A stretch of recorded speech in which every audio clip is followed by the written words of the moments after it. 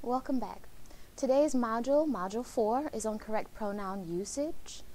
There are 6 different types of pronouns, but this particular part of this module will cover the personal pronoun, which may cause a lot of problems for students when we get to subject-pronoun agreement and trying to figure out which pronoun to actually use in a sentence.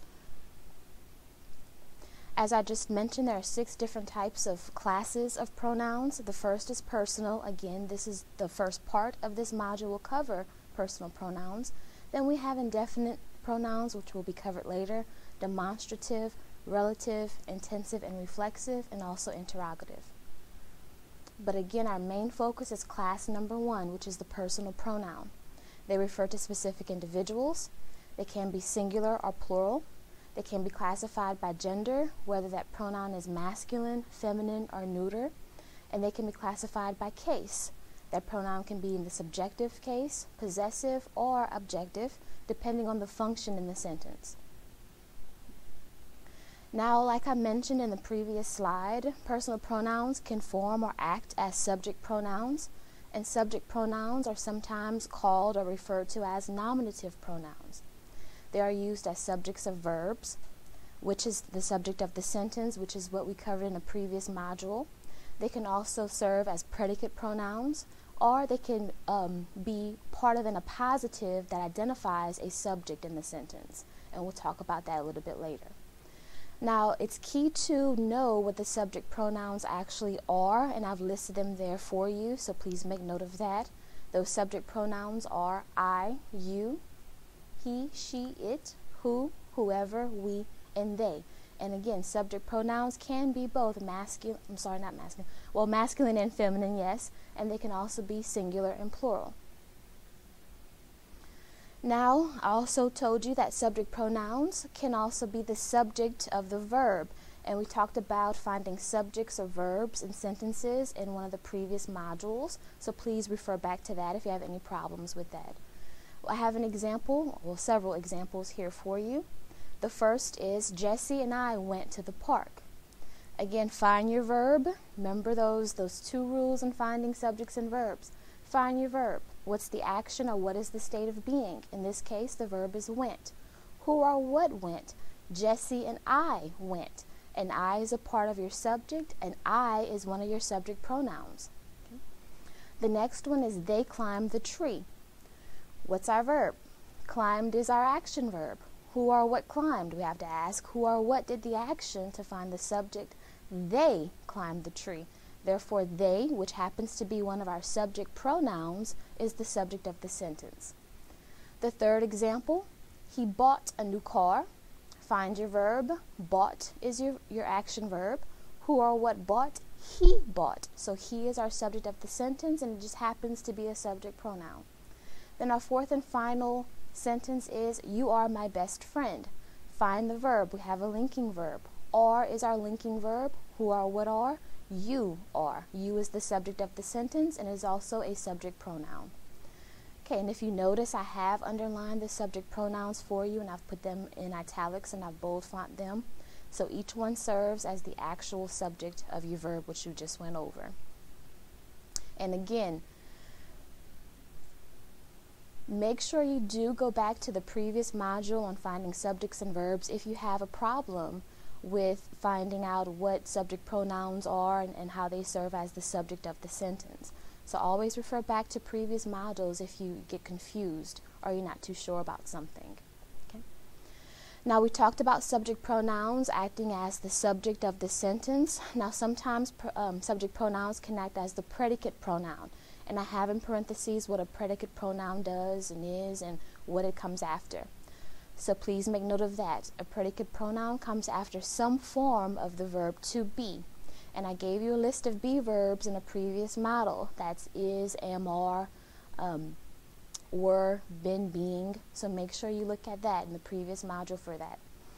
Also, predicate pronouns, which is another term for subject pronouns, they describe or rename the subject, and it must be a subject pronoun. Okay. So I have two examples here for us to review. The first example, the first ones to eat a piece of cake were Jeff and I, and it's not me. In this case, I is the predicate pronoun. I have it underlined in bold font for you and also italics. I is the predicate pronoun because it follows the linking verb were, which is one of our be verbs, and it renames the subject. In this case, our subject is ones. Who were? Who or what were? Ones were. And obviously Jeff and I being that predicate pronoun, renames one of the first ones, okay, which ones is our subject of the sentence. The second example, we all knew that it was she and not her who stole the check. I know some students think, well, it was she. That doesn't sound right. It has to be her, but that's just not the case. She is the predicate pronoun instead of her because she follows the linking verb was, and was is one of our be verbs, and renames it. Okay, so keep that in mind. Just because it doesn't sound right doesn't mean that it's wrong. Now the subject pronoun can also be part of an appositive. Now an appositive in its general definition is a word or group of words that identifies a preceding noun. Now an appositive does not always have to include a subject pronoun. An appositive renames the noun that comes right before it. It can be one word or it can be a series of words, but again it renames the noun right before it. And sometimes, not always, that appositive can have a subject pronoun in it, okay? But it doesn't have to, and I have examples of both of those. So let's look at our first example. Louisiana, the state in which I reside, is full of pollution, okay? Let's find our verb. Is our verb in this case, is one of our be verbs, which means it is a linking verb. Who or what is? To find our subject, we have to ask that question. Louisiana is. So Louisiana is our subject. Now the state in which I reside is called an appositive. It's not a part of the subject of the sentence, nor is it a part of the verb of the sentence. So I have it surrounded in commas. There's a comma before the phrase, there's a comma after it. If you take that out of the sentence still makes sense. So if I take the state in which I reside out of the sentence, I'm left with Louisiana's full of pollution, which is a complete sentence. It has a subject, Louisiana, it has a verb is, and it has a complete thought, full of pollution, okay? Louisiana is full of pollution. So the state in which I reside is our positive of the sentence. It renames Louisiana, the noun that is immediately before it, okay? Let's look at our second example. Jacob, the man next door, has a junkyard behind his house. Again, we take our positive out, the man next door. We're left with Jacob has a junkyard behind his house. Let's find our verb. Has is our verb. Who or what has? Jacob has. So Jacob is our subject of the sentence. Has again is our verb. The man next door is our positive, and if you notice, the man next door does not have a subject pronoun in it. So all appositives don't have to have a subject pronoun in it, but it has to describe or rename the noun right before it. In this case, the man next door describes who Jacob is, okay? And let's look at our third example. Our nanny, the lady who lives in our house, loves children. Again, the lady who lives in our house is our appositive that describes the subject of the sentence, which is a nanny. And nanny comes right before our appositive in this case. And by the way, loves is our verb of the sentence. Okay. Now we have the personal pronouns as object pronouns. Now remember, personal pronouns, just a little while ago we learned that they can serve as the subject, as subject pronouns. Now we can look at personal pronouns as object pronouns. So an object pronoun is used as the object of the preposition, and we talked about objects of prepositions in an earlier module. Also, object pronouns can be the object of the verb, which is also known as the direct object. And also object pronouns can be a part can be the indirect object of the sentence, and we'll talk about that a little bit later. There are singular object pronouns as well as plural object pronouns. The singular object pronouns, make note of those. Those are me, you, him, her, it, and whom. The plural object pronouns are us and them. Now let's look at our first function of the object pronoun, which is serving as the object of the preposition. So the object pronoun as the object of the preposition is also known as is called an object pronoun only when the object of the preposition is a pronoun. Okay, so it's only called an object pronoun again if the object of the preposition is a pronoun. Okay, we have a couple of examples for us to make note of.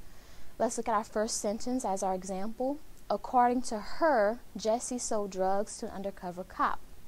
Now, according to her is our prepositional phrase.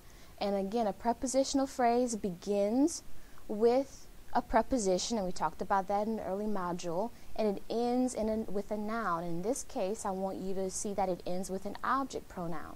So according to her is our prepositional phrase. According to is our preposition. Her is our object of the preposition. It is an object pronoun. Okay. Jessie sold drugs to undercover cop is our actual independent clause. Let's look for our verb. Sold is our verb. Who or what sold? Jessie sold. So Jessie is our subject of the sentence. Okay. Let's look at our next example. The players made a circle around me. Let's find our verb. Made is the verb. Who or what made? Players made. Players is our subject. Around me is our prepositional phrase. Remember last in a different module, I told you if you have confusion about prepositional phrases, try to be familiar with your preposition words. And always, once you have your preposition word identified, go ahead and find the whole prepositional phrase. It begins with a preposition and ends with a noun. And go ahead and put that prepositional phrase in parentheses so you won't confuse it with the subject or the verb of the sentence. Okay. And once you identify that prepositional phrase, you can eliminate that from the sentence. So we have around me is our prepositional phrase. Around is our preposition, and me is our object of the preposition, which happens to be one of our object pronouns. Okay. Now the object pronoun can also serve as the direct object in the sentence. The direct object receives the action of the verb, can only follow an action verb, and when a pronoun is used as a direct object, it must be an object pronoun. So there are 3 steps to finding the direct object. The first step is, of course, find your verb. Ask who or what is doing the action or is in that state of being. And then you can find your subject. And the third step is ask who or what receives the action of the verb to find the direct object. Let's look at a few examples here. The baseball hit him in the face. First, find your verb. Hit is your verb. Second step, ask who or what hit to find the subject. Baseball hit. So baseball is our subject. Then third step, ask the baseball hit who or what to find the direct object. And the answer is him. Who did the baseball hit? Him. Therefore, him is our direct object. Our second example, my mother called me last night. Called is our verb. Who or what called? Mother called. Mother called who or what? Me. Me is our direct object. It receives the action of that verb called. And our third and final example for direct objects, John questioned them about the murder. Find your verb. Questioned. Who or what questioned? John questioned. So John is our subject. John questioned who or what? Them. Them is receiving the action of being questioned. Them is our direct object. And also object pronouns can be the indirect object in a sentence. An indirect object, we have a definition, is a person or thing to whom or for whom something is done. It is the person or thing that receives the direct object. There must be a direct object. Please keep in mind that in order to have an indirect object, you must have a direct object in the sentence. And your verb in the sentence must be an action verb because somebody has to receive it. We have a few examples here. The doctor gave me a prescription. Let's find our verb. Again, we have a series of verbs. We actually have not a series of verbs, a series of questions we have to ask ourselves. We have 4 in this case to find the indirect object. And by the way, Indirect objects and direct objects do not necessarily have to be object pronouns, but this is just the part of the module is using correct pronouns, so that's why our examples have these object pronouns in them. But doesn't always have to be. There are exceptions to our rules. So first of all, we have the doctor gave me a prescription. Let's find our verb. Step number 1. Gave is our verb. Now to find the subject, who or what gave? We have to ask that question. Doctor gave. Doctor is our subject of the sentence. Now step number 3, we have to ask who or what was given to find the direct object. So doctor gave what? Prescription. So in this case, remember last time we talked about direct objects being an object pronoun. In this case, our direct object is not an object pronoun. It's an actual thing, which is the prescription. So who or what was given? The prescription was given. Prescription is a direct object. Now to find the indirect object, we have to ask to whom or for whom was the prescription given? That answer is me. So me is the indirect object of the sentence. Let's try our second example. The girl sends us a letter every day. Let's find our verb. Sends is our verb. Who or what sends? Girl sends. Girl sends what? Letter is our direct object. To whom or for whom? Us is our indirect object. Kyle loaned him a book. Loaned is our verb. Who or what loaned? Kyle is our subject. Kyle loaned what? Book is our direct object. To whom or for whom? Him is our indirect object. Now we have some personal pronouns as possessive pronouns. So again, our personal pronouns can be used as possessive pronouns. Possessive pronouns are used to show ownership or possession of one person or thing by another. Possessive pronouns, we have a list of those beginning with my, ending with yours, so try to just familiarize yourself with those. And also, we have 3 examples here for us to look at to identify possessive pronouns. The first is the solution was hers. Again, ask the question, whose solution was it? It was hers. So hers is our possessive pronoun. Okay, she's showing ownership of those solutions. The dog wagged its tail. Whose tail did the dog wag? Its tail. So its is our possessive pronoun. Again, it's showing possession or ownership of something by something else. And our third and final example, we were glad to hear of your engagement. Whose engagement was it? It was your engagement. So your is our possessive pronoun, used here as one of our personal pronouns.